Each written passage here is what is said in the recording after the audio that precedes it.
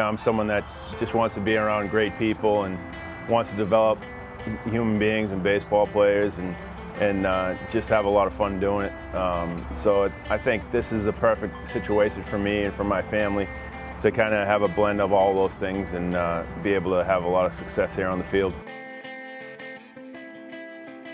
My whole philosophy on how this whole thing works is basically the coaching staff and everyone involved in the program will give the student athletes 100% of what we are and who we are, and then in return we expect the same back. So it's a simple philosophy, but it's something that's worked over time and kind of kept things in check with the coaches and the players, just to know, like, hey, whatever we need to do, we're here, and what we need you to do, make sure you're taking care of it.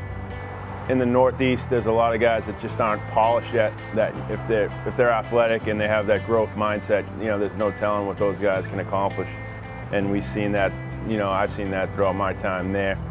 And I'm sure it's going to be similar to that here. We're going to look for guys that probably have a little more polish, but still have that athleticism, still have that really high ceiling that if we get them here and we get them with our strength and conditioning people and with our baseball people, there's no telling what they'll be able to accomplish. So we're definitely going to want student athletes that, there's no telling how high their ceiling is, and it's our job to develop them as people and players. To me, there's several pieces to that. The first side is the mental side, which is, to me, is extremely important. Is just making sure guys are in the right mindset, making sure they're competitive, making sure they're going to go about their business in a way that's going to allow them to succeed every day, not just on game days.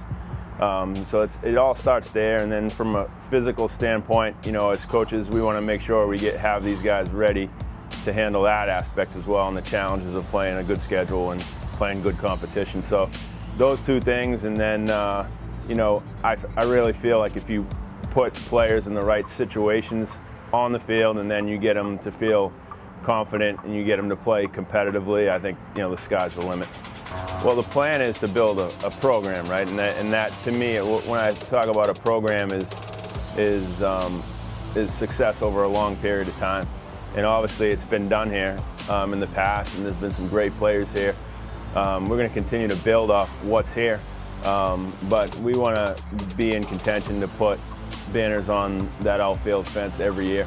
So that's what the goal is, not just 1 year and then 5 years off. The plan is to get it to the point where we're planning on putting a banner on that fence every year.